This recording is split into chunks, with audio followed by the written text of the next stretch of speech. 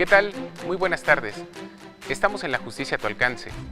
La Justicia a tu alcance es resultado del esfuerzo conjunto de la Corporación Oaxaqueña de Radio y Televisión y del Honorable Tribunal Superior de Justicia del Estado en Oaxaca. La Justicia a tu alcance es un programa que está hecho para llevar hasta usted, hasta su hogar, hasta su negocio, su centro de trabajo, los temas más importantes de la justicia y del derecho en Oaxaca. Uno de los temas que comenzamos a abordar y que platicamos con mucho interés y con la sensibilidad que requiere el caso es lo relacionado a la custodia de los niños en el momento en que sus padres se separan.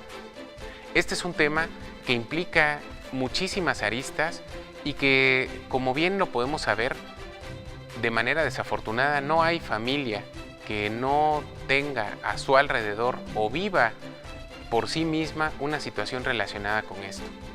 La semana pasada platicábamos con nuestra invitada de algunas de las cuestiones que ocurren en el momento en que ya se lleva ante un juez un asunto relacionado con la custodia de los menores.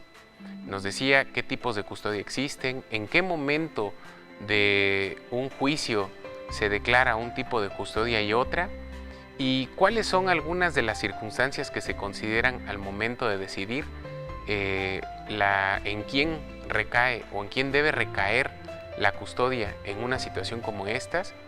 Pero evidentemente hay un número muy importante de cuestiones que vale la pena, de los que vale la pena platicar, que vale la pena revisar, y sobre todo para todos los que de alguna manera no estamos familiarizados con cuestiones jurídicas, con términos legales o con cuestiones más relacionadas con la actividad de los jueces frente a una situación del orden familiar.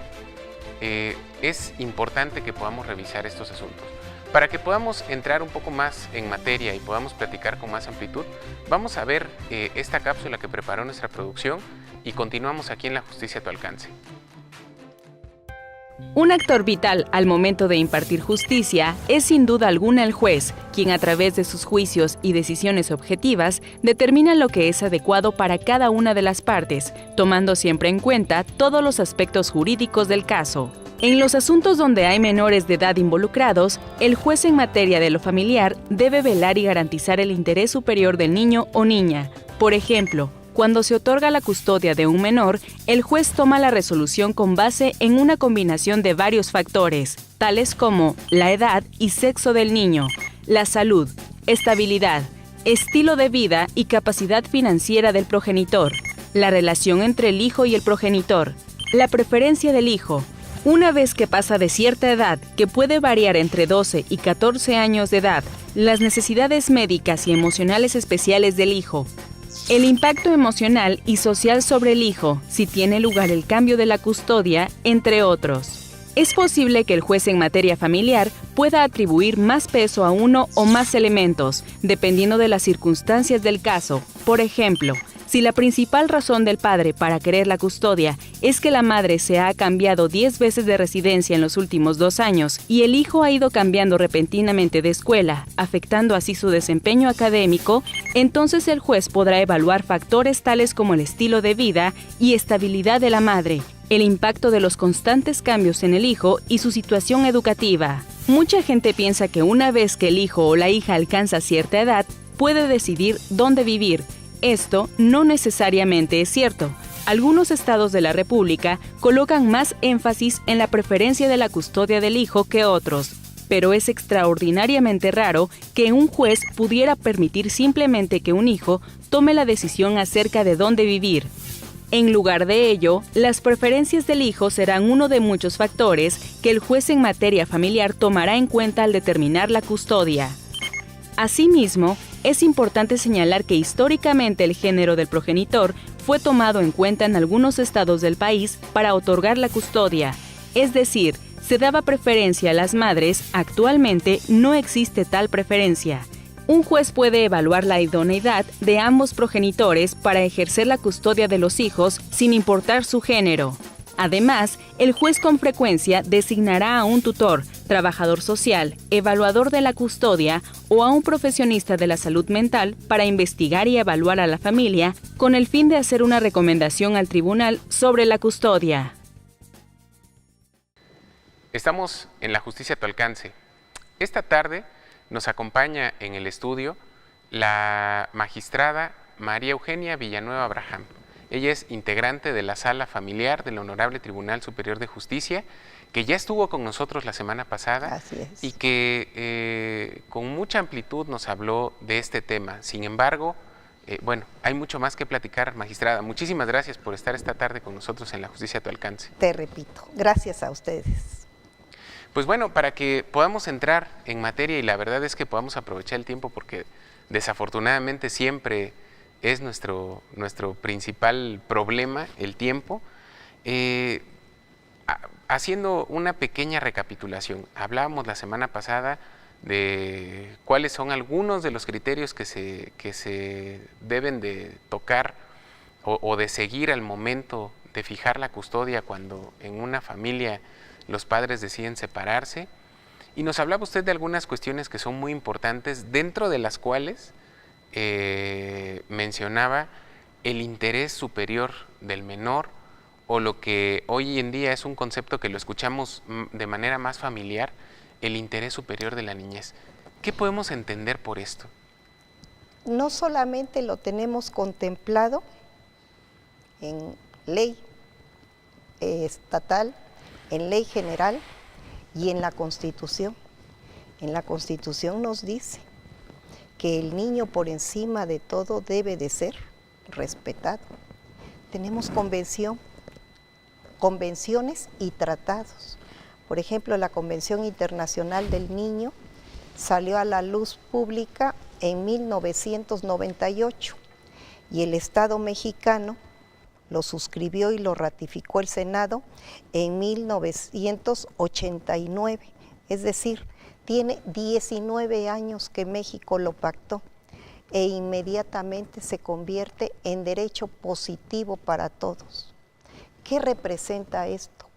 Que el derecho del niño ya no solo está reconocido por nuestra ley de leyes, nuestra ley suprema, por la Constitución, sino que incluso va más allá y sus derechos son reconocidos como derechos fundamentales del niño. Es decir, por encima de los padres, por encima de quien tenga los niños, ya sean los abuelos, ya sean familiares colaterales, y dentro inclusivamente de los derechos de padre y de madre, están por encima el de los niños. Por niño se considera a una criatura desde recién nacido hasta los 18 años. Y hay quienes dicen que a los 16, a los 17 años ya deberían de saber ganarse la vida. Sí, pero siempre y cuando los adultos les demos las herramientas necesarias para ello. Un adolescente es exactamente igual que un infante, nada más que el adolescente ya tiene no solamente todas sus neuronas, sino también todas sus hormonas funcionando.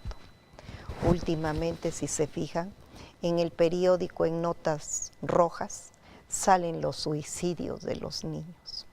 Hay niños que vienen sufriendo desde su infancia y llegan a tener un carácter o tan débil, o tan impulsivo, o tan neurótico, que los puede llevar incluso al suicidio.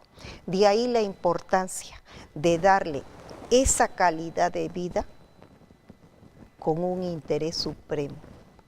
Por eso es altamente reconocido, porque no hay ley que la soslaye, el interés superior del niño. ¿Cómo se debe de interpretar?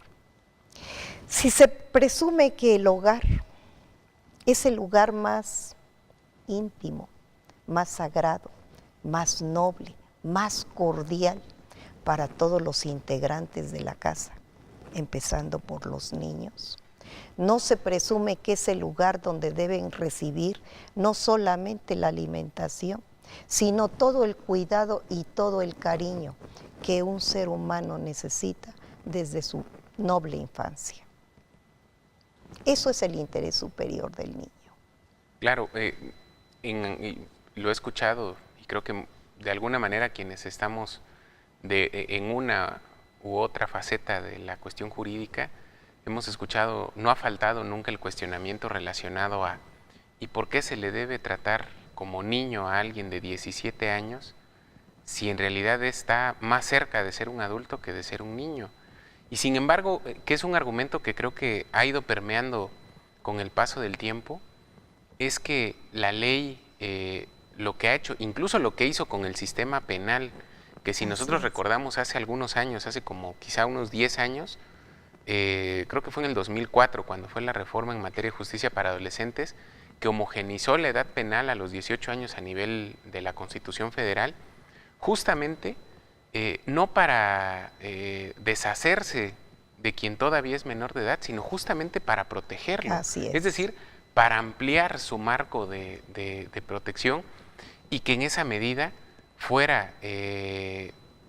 hubiera mayor posibilidad de proteger, de tutelar a esas personas que apenas van, como decimos coloquialmente, que apenas van de ida, ¿no? Así es. En el caso digo porque va muy concatenado, al final de cuentas la patria potestad, es decir, el derecho que tienen los padres sobre los hijos, también es una cuestión que fenece, vamos a decir así, a los 18 años, no fenece ni a los 14 ni a los 16. Y muchas veces nosotros en la cotidianidad tendemos a confundir o a no conocer la diferencia entre la guarda y custodia y la patria potestad. ¿Cuál es la diferencia? ¿O hablamos de lo mismo? ¿O cómo pudiéramos encontrar sus diferencias específicas para entender por qué están relacionadas pero no son lo mismo? Son dos figuras jurídicas distintas. Voy a empezar por la principal, la patria potestad.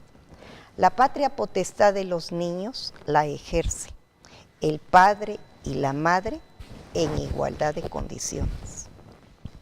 Los abuelos, de manera indiferente, paternos y maternos, porque también ellos entrarían en una segunda oportunidad. ¿Qué cosa es la patria potestad? La patria potestad, más que el derecho de un progenitor o de una progenitora, es la obligación que tiene para con sus hijos.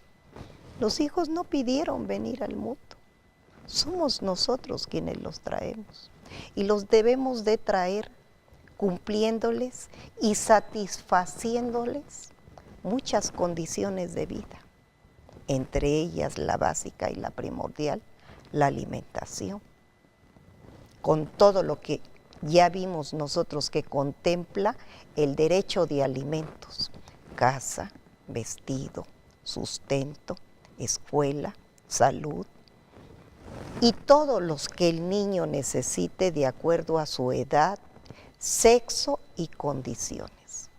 No puede ser igual un niño o una niña que tiene sus 5 sentidos y que desde que nació psicológicamente es sana, a un niño que padece síndrome Down, a un niño que desde que nació adolece de la visualidad, un niño que es sordomudo, un niño al que le dio la polio y cojea. Con ellos todavía la ley es más exigente. Si a un hijo le da un porcentaje de alimentos, a un niño enfermo se le tiene que dar más, porque son mayores sus necesidades. La ley nos manifiesta que quien da los alimentos, padres, a su vez el día de mañana tienen la obligación de ser alimentados por los hijos en caso de necesidad. Es un deber recíproco, ¿no? Deber recíproco. Pero, ¿qué diferencia hay entre el que tiene la guarda y el que tiene la patria potestad y de repente la pierde? La pierde por condiciones que la ley nos puntualiza. Un padre que representa un peligro para los hijos, un padre violador, un padre que permite que su hijo o su hija sea tocada. Un padre permisivo que permite que en su casa se tome droga, alcohol, el vicio del juego. No estoy hablando de cartas, ni de dominó, estoy hablando de juego. ¿Cuántas veces se juegan los padres? Más de lo que nosotros podemos imaginar. Ese es un padre, ¿no? Sí, ese es un padre irresponsable. Y no estoy hablando de hombre, un hombre o una mujer, los padres irresponsables. Padres que exponen a sus hijos para ser violentados. Ese padre no puede seguir teniendo el derecho de tener la guarda y custodia de un niño para quien representa él un peligro. Es entonces solamente cuando lo pierde. Y entra la otra figura. Se presume que quienes tienen la patria potestad están viviendo bajo un mismo techo. Incluso, aún separados, los dos, cada uno sigue guardando sus mismos derechos de tener la patria potestad sobre los hijos, y únicamente lo pierden en casos extremos que la ley así lo permite y lo señala. ¿Quién es el padre que tiene la guarda y custodia? Hace 8 días hablábamos nosotros que hay la custodia provisional, quien la pide porque en ese momento el niño es violentado en sus derechos. El juez, tomando todas las medidas necesarias, determina que sea uno u otro de los progenitores quienes ostenten la custodia. ¿Y qué va a pasar con el padre que no tiene la custodia de los hijos? La puede pedir al juez por 2 vías. Ponerse de acuerdo con la pareja y determinar de común y acuerdo, sabiendo los horarios, sabiendo las condiciones de los niños, sabiendo sus necesidades, quién de los dos puede hacerse cargo de los niños. Y lo voy a poner con un ejemplo muy pequeño, pero demasiado transparente, que conoce la sociedad entera. Ante los problemas de la educación en Oaxaca, ¿qué pasa cuando el niño no tiene escuela? Oficialmente 200 días de clases. ¿Qué pasa cuando el niño va 50, 60, 70 días nada más a la escuela? ¿Qué hace en sus ratos libres? ¿Quién de los dos padres lo cuida? ¿Quién lo supervisa? Tenemos el internet, tenemos las redes sociales, tenemos la telefonía, tenemos la televisión. ¿Quién controla? Cuidado parental le llama.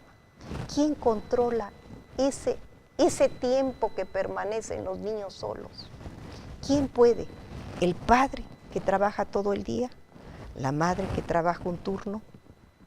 El juez va a tratar de desentrañar precisamente de lo que hay en el juzgado, de constancias, quién es el más adecuado para que se haga cargo de tener a los niños en casa.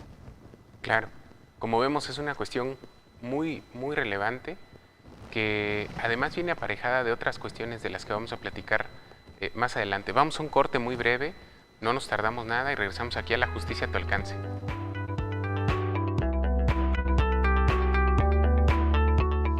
De acuerdo a cifras del Tribunal Superior de Justicia, entre divorcios legales y separaciones de hecho, hasta 400,000 parejas en México rompen su relación al año, de las cuales un 30% llevan la separación a una cruenta y larga guerra legal. En nuestro país, es la madre a quien se le otorga la custodia de los hijos, haciendo referencia del legado cultural y del vínculo afectivo para que se determine de esta manera. Pero si hay casos en que al padre también se le otorga la custodia de los hijos y esta cifra va en aumento, en un 30% de los casos, los padres piden tener la custodia.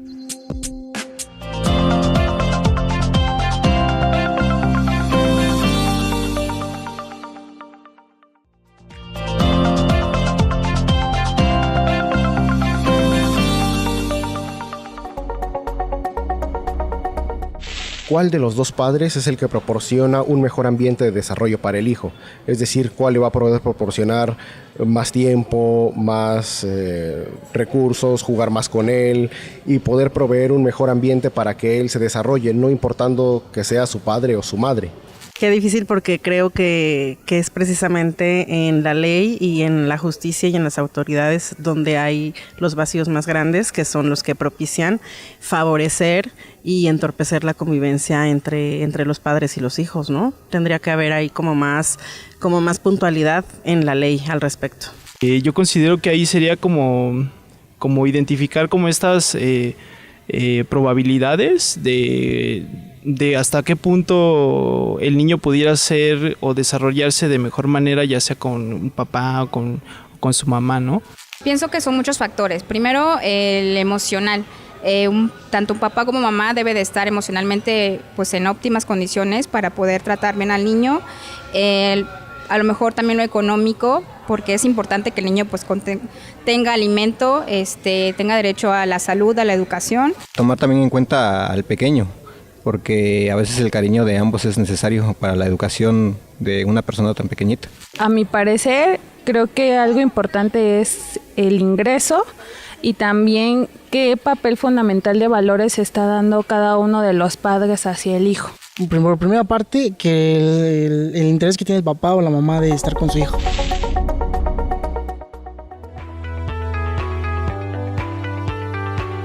Estamos de regreso en La Justicia a tu Alcance. Estamos hablando sobre la patria potestad, la custodia y algo que es muy particular y muy relevante a su vez cuando existe la circunstancia de la separación de los padres en una familia, que es justamente esta cuestión del régimen de visitas. Sabemos que esto lo puede determinar el juez bajo distintas circunstancias o en otro momento lo pueden también establecer de común acuerdo los padres, que creo que es el escenario más benévolo para la propia familia. No siempre, desafortunadamente, no siempre los padres, por las circunstancias que todos sabemos que a veces ocurren en el contexto de la separación de una pareja, tienen ese espacio de civilidad, de cautela, de prudencia para poder hablar ya no sobre sus problemas, sino sobre la custodia de los hijos y cuál va a ser la dinámica de la visita para que ambos padres tengan convivencia con los niños. En este caso, también puede darse la circunstancia, y creo que no es un asunto aislado, cuando justamente en ese contexto de una separación, casi siempre, desafortunadamente, viene seguido de problemas familiares, hasta incluso de violencia, y en medio de todo eso queda justamente el régimen de visitas, que queda sujeto a muchas emociones, ya no nada más a cuestiones legales, sino queda también sujeto a emociones. Y en esa situación, magistrada, y es la pregunta con la que partimos en este segundo bloque, ¿qué pasa cuando, independientemente o de la determinación del juez sobre la custodia y el régimen de visitas, o independientemente de lo que hayan acordado en un momento dado los padres con relación a la custodia y al régimen de visita de sus hijos, que incluso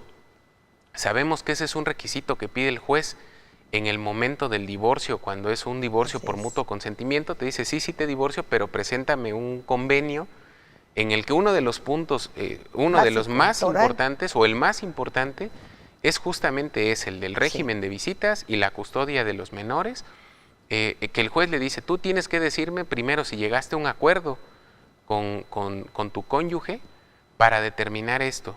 ¿Qué pasa cuando eso se rompe o cuando se rompe la determinación del juez o el acuerdo que fue mutuo en otro momento y que por una cuestión que puede ir desde los problemas que desencadenaron la separación de la pareja, que puede pasar como por una condicionante económica, emocional, social, de distinto tipo, o incluso que puede pasar por una cuestión de violencia, uno de los padres en un momento dado unilateralmente dice, ¿sabes qué? No te vuelvo a dejar ver al niño o a los niños. ¿Qué ocurre en ese caso? ¿Qué efectos legales tiene eso? La atención, el cuidado y el derecho del niño es tan grande que la ley dice que es de orden público. El señalar orden público quiere decir gobierno en sus 3 niveles, municipal, estatal y federal, tiene que cuidar por el sano desarrollo físico, psicológico y sexual de los niños. Es de orden público y es de interés social, señala nuestra ley. Sí es cierto, el vecino, el taxista, la comadre, el amigo, la mamá del amigo que se da cuenta cómo está viviendo el niño, puede ser una fuente de información para que esa familia pueda ser invitada a dilucidar sus diferencias en un juzgado. Primero se empieza por el núcleo familiar, interviene la familia, media la familia, para que haya una buena componenda entre los progenitores. No se logra, se tiene que llegar ante un juez. El juez también da la oportunidad a las partes contenciosas en determinar quién de los dos puede hacerse cargo de los niños. Empezó usted diciendo algo que se me hace muy importante. Tenemos falta de trabajo, falta de oportunidades, expectativas de vida difíciles. Hoy por un terremoto, hoy por un huracán, hoy porque se desbordó el río, hoy porque se quedó la pareja sin trabajo. ¿Cómo hacer para llevar el día a día de la casa? Y dicen que cuando el amor entra por la puerta, no, ¿cómo es el dicho? La necesidad. Cuando la necesidad entra por la puerta, el amor sale por la ventana. A veces están esperando nada más determinados detalles para que una pareja dé por cancelada su relación. La dan ellos por cancelada, pero la relación con los hijos sigue siendo igual. Es más, sigue siendo más apremiante, sigue siendo más necesaria. Por algo Dios dio padre y madre. Se necesita la sombra y la fortaleza, la entereza y el apoyo que ambos progenitores dan a lo largo de la vida. Entró usted diciendo algo básico. Primero, nuestra ley contemplaba que la niñez se cubría hasta los 21 años.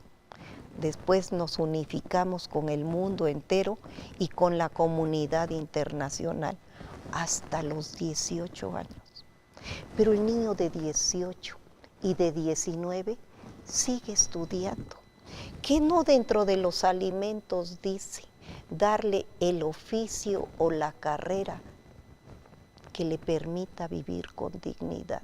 ¿Será posible que a los 18 años soltemos a nuestros niños que todavía no son responsables de sí mismos?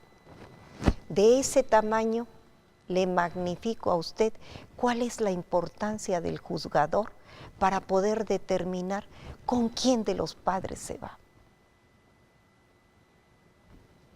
Pero el que lo tiene, al que se le determina la custodia, porque no me dio la quincena el padre, no lo voy a dejar ver.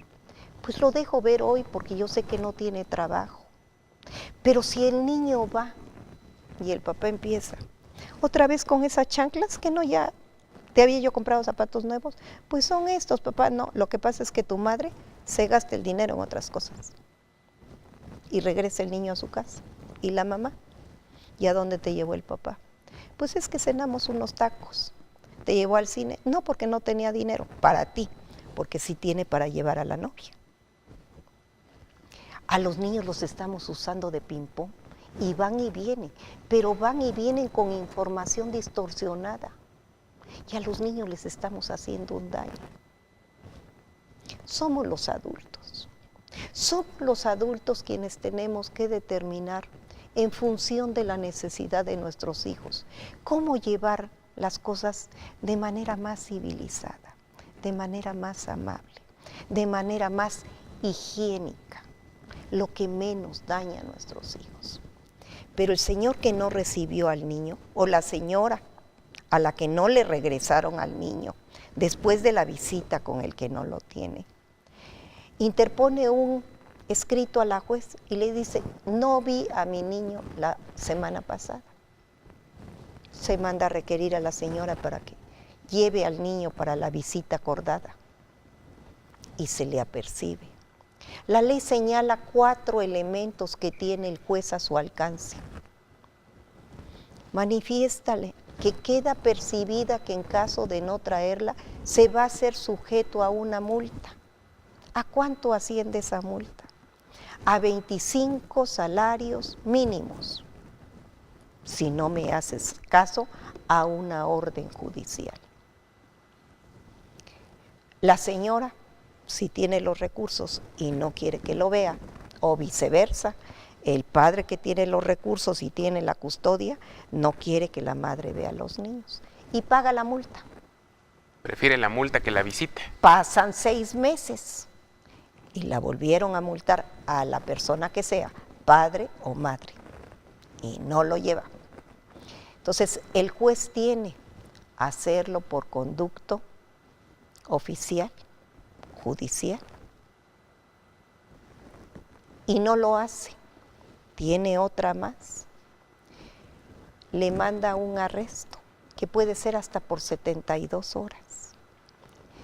¿Será necesario que una familia se desgaste tanto que se puedan llevar con esa ida y venida de los niños 2, 3, 4 años? Obligación del Estado, por todos los medios, tratar de ver que el padre que no tiene la custodia tenga por lo menos el placer de darle al hijo la seguridad de su presencia. Salvo, porque siempre hay un salvo, que el padre no sea conveniente para la convivencia con el niño.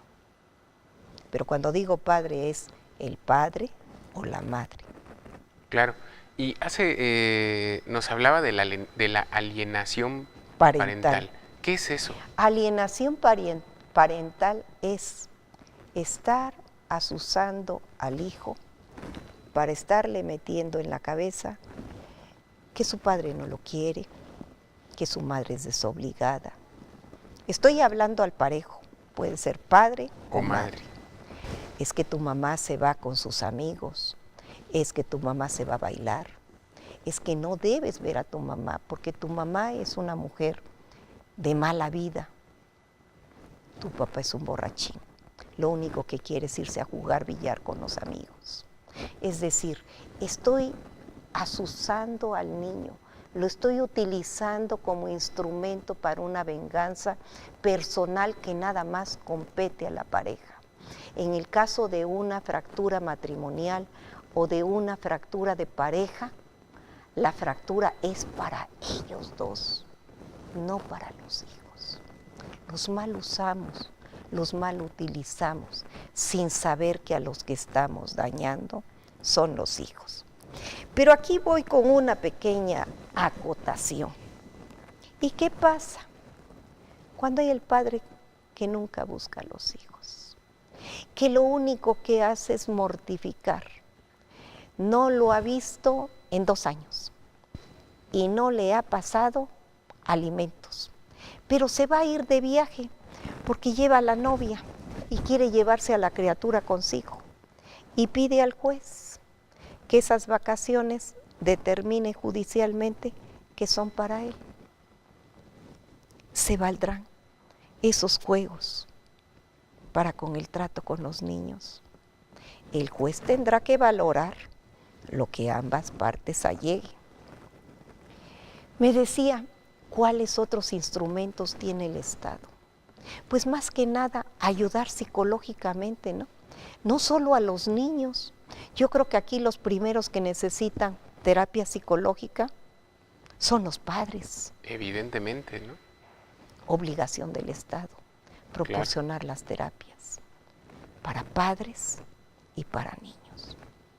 Y además, y lo digo a manera de reflexión, creo que también hay un grado de responsabilidad muy importante de los propios abogados, sí, que en este tipo de casos, bueno, en muchos tipos de casos, en todos, en lugar de picar el pleito, lo deberían fomenta. justamente, exacto, ¿no? Cuando, Sí. muchas veces la lógica del abogado es voy a fomentar el pleito, voy a picar el pleito, como se dice Sí. coloquialmente, para que yo tenga trabajo. Para que se alargue y yo tengo una fuente.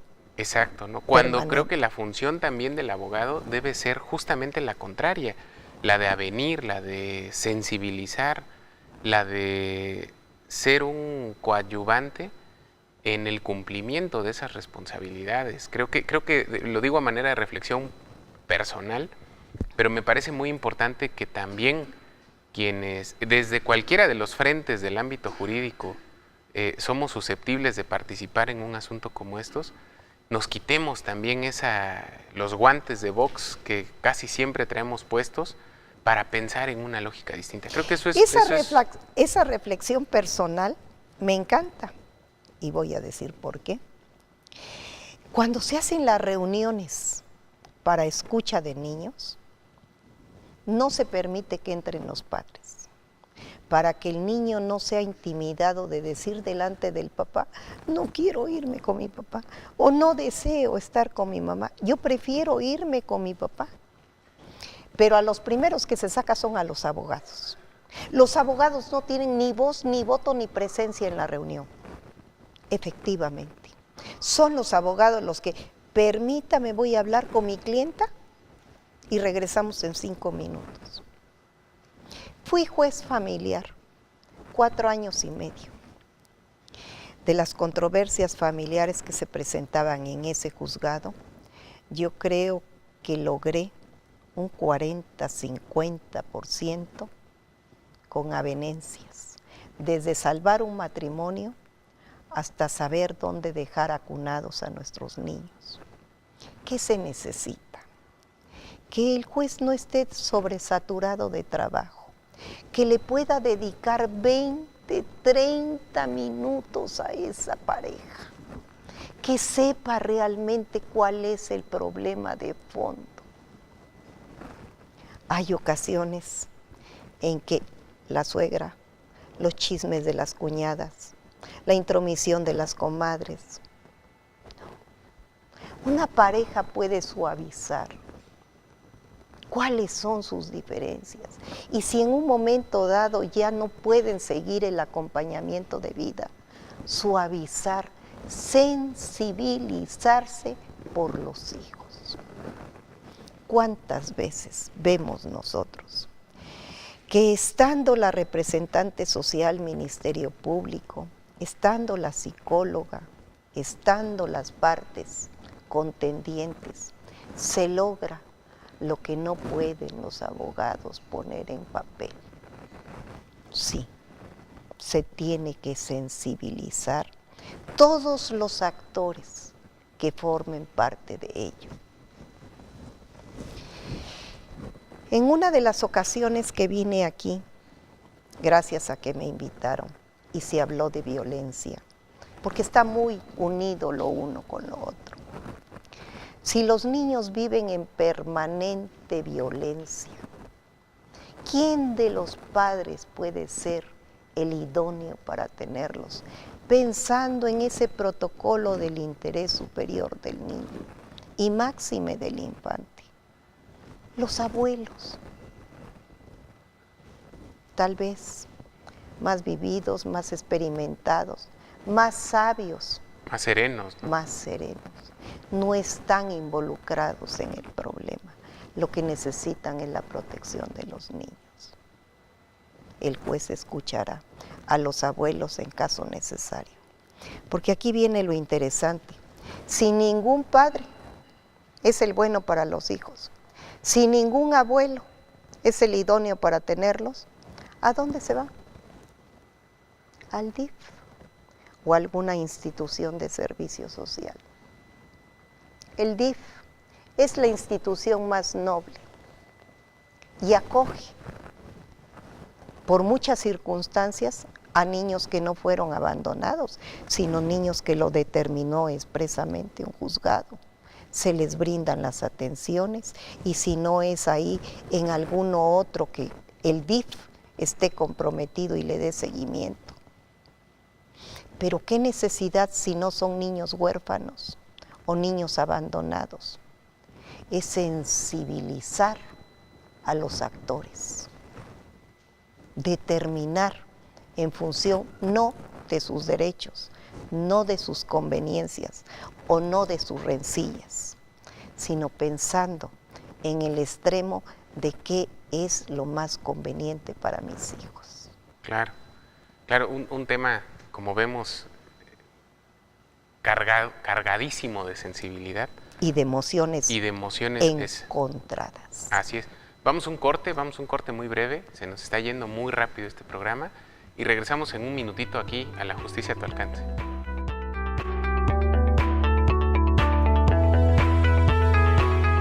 En 2013, la primera sala de la Suprema Corte de Justicia de la Nación resolvió que tanto el padre como la madre están capacitados para detentar la guardia y custodia de los hijos en los casos de disputa por la patria potestad de los menores.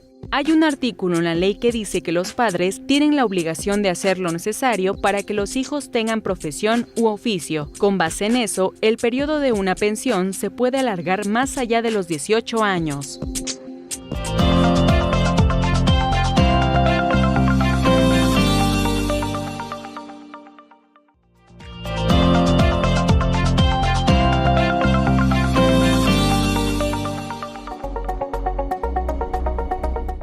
La juez debe privilegiar la escucha del menor.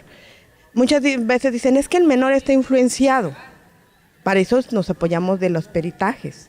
Las psicólogas, con especialidad en psicología infantil, determinan cuándo hay una alienación hacia la madre o hacia el padre y cuándo el niño realmente sí está aleccionado para decir, es que mi papá esto, es que mi papá el otro. Pero muchas veces la gran mayoría de los niños son tan escuela de vida para nosotros que ellos son los que nos vienen enseñando.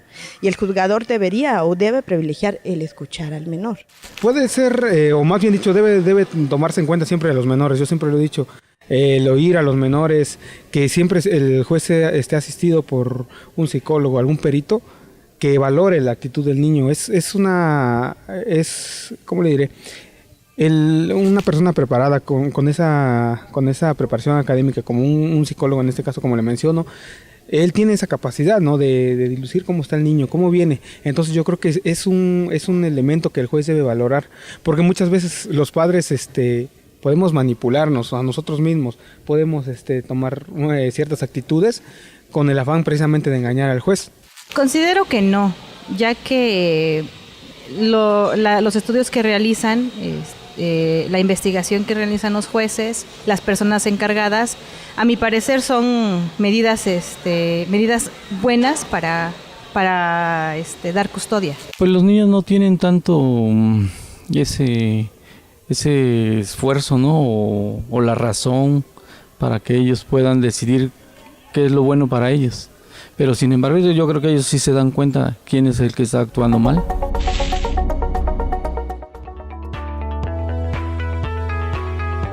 Estamos de regreso en La Justicia a tu alcance. Estamos hablando sobre la custodia, sobre el régimen de visitas de los hijos en el momento en que los padres se separan o se divorcian y algunos de los elementos que son determinantes para conservar o para perder en un momento dado la patria potestad. Platicábamos particularmente sobre el régimen de visitas, en este equilibrio que a veces parece muy difícil de lograr entre el cumplimiento de las responsabilidades alimentarias propiamente, contra el derecho, que bien lo dicen los jueces, ¿no? En el momento en el que se está desahogando una audiencia de este tipo, dicen el derecho de la visita no es de los padres. Así es. El derecho de la visita es de los hijos. Es de los niños, ¿no? ¿Por qué? Porque tienen derecho a ver, a convivir, a estar con sus padres. Sin embargo, bueno, esto viene trae aparejadas muchas cuestiones de las que ya hemos platicado, relacionadas con el cumplimiento de esas responsabilidades, es decir, del padre o madre comprometido a dar los alimentos si no es quien queda con la custodia, o el padre o madre que cumpla con esa responsabilidad del régimen de visitas, tal y como quedó establecido o como lo determinó el juez o como quedó establecido en el convenio que firmaron ellos mismos, y las consecuencias que tiene el hecho de que esto no se cumpla. Ahora bien, otra pregunta que es muy importante en este caso es, frente a situaciones como estas, el Poder Judicial del Estado, ¿qué medidas ha tomado para impulsar un mejor cumplimiento de este conjunto de derechos que resulta, como lo hemos platicado, de unos equilibrios muy delgados, muy delicados, cuando queden en manos de papá y mamá que esencialmente están o casi siempre están confrontados y así llegan primero al juicio de divorcio y después al establecimiento de estas cuestiones que son accesorias al divorcio, pero que son fundamentales para la familia? El Estado está totalmente involucrado. Desde el momento mismo que es un derecho fundamental del niño, el propio Estado reasume su obligación y ve que por todos los medios adecuados, legales, desde la llamada de atención por contumacia de la persona que no permite esa convivencia, hasta el grado de multa, sanción y detención por 72 horas. Es decir, pone las herramientas, pone todo lo que está a su alcance, porque si en un momento dado se pide a la dirección de peritos del tribunal que se le nombre un psicólogo al padre o a la madre que lo necesita, o a los propios niños, incluyendo a los padres, se hace. Pero estamos comentando algo que es tangible.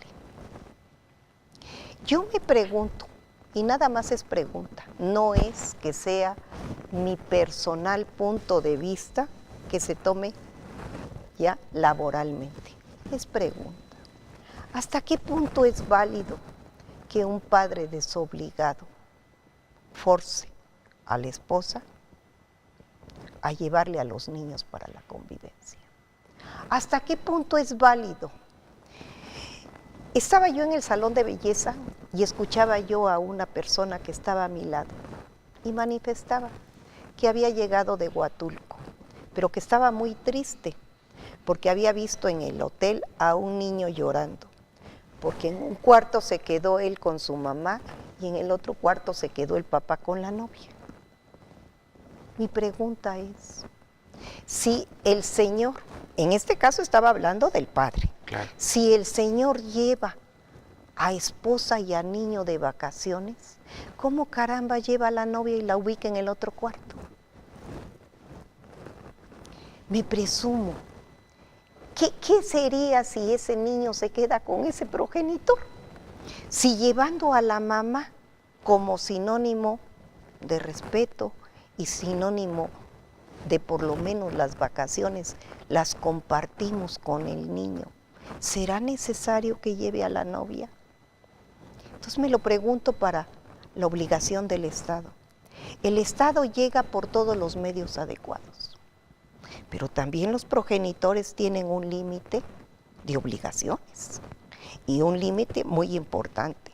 Si el que se queda con los niños es el único que cubre gastos y es el único que se encarga de estar pidiendo prestado para poder ir al día, ¿será válido?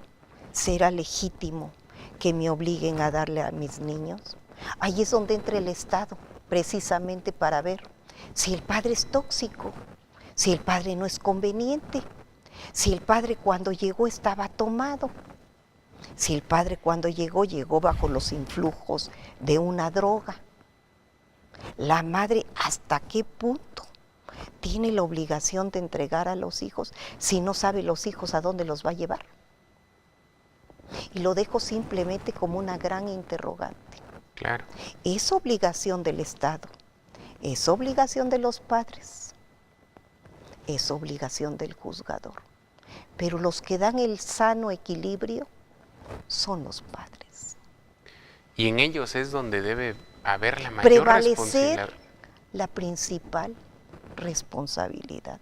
El Estado da todo lo que está a su alcance, pero también los padres, sobre todo haciendo hincapié.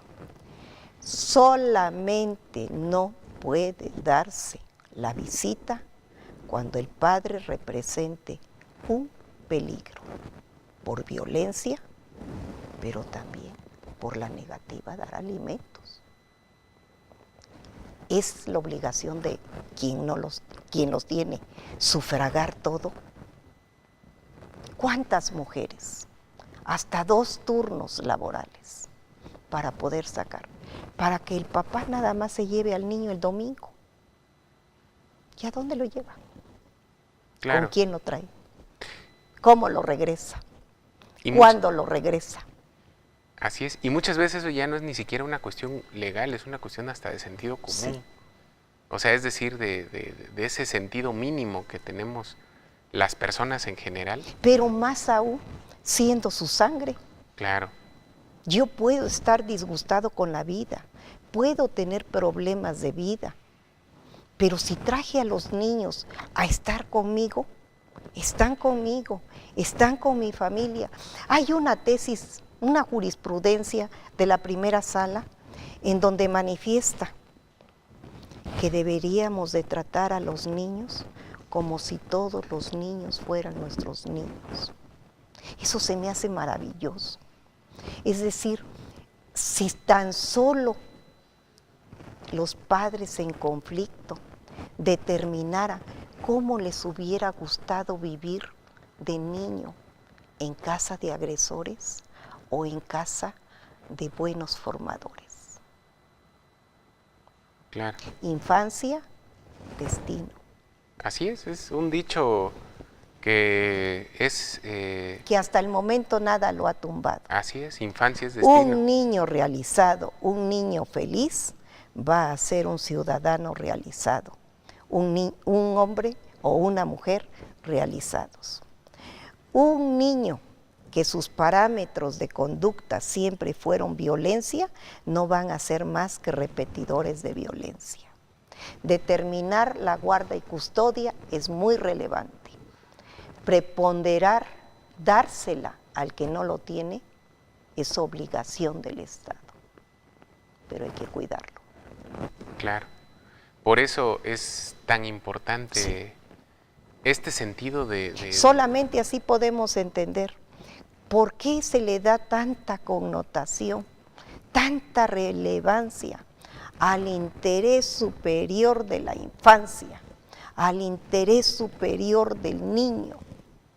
Porque eso es por encima de los padres, por encima de todo su núcleo familiar. Es necesario que a ese niño se le arrope, se le acaricie, se le dé amor, se le enseñe a sentirlo, a transmitirlo, a vivirlo.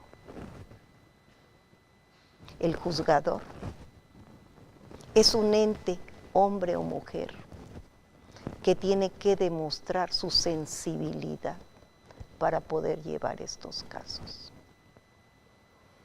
De ahí la necesidad de que muchas jueces, sobre todo aquí en el centro, sean mujeres, juzgar con ojos de mujer.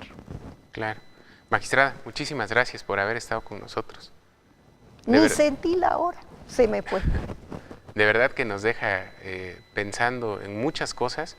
Creo que debiera ser una reflexión que cada uno de nosotros estemos o no estemos en esa situación, tengamos o no tengamos hijos, pero sobre todo quienes ya somos padres o madres, debemos de pensar en esto porque desafortunadamente somos susceptibles de estar en una situación del divorcio propiamente, de la separación, y finalmente la cuestión de los adultos es una, pero quienes son definitivamente y permanentemente vulnerables son los menores, los niños y por ellos tendríamos, en el mejor de los casos, que civilizadamente diferenciar nuestros problemas como adultos del bienestar de los niños. Muchísimas gracias por habernos acompañado en estas 2 emisiones. De veras que nos deja muchas cosas para seguir pensando y ojalá en otra ocasión podamos seguir platicando de estos temas. Con mucho gusto. Muchas gracias, sobre todo muchas gracias a usted que nos hace el favor de su atención desde sus hogares. Aquí nos vemos el próximo miércoles a las 7 de la noche en La Justicia a tu alcance. Muchas gracias y muy buenas noches.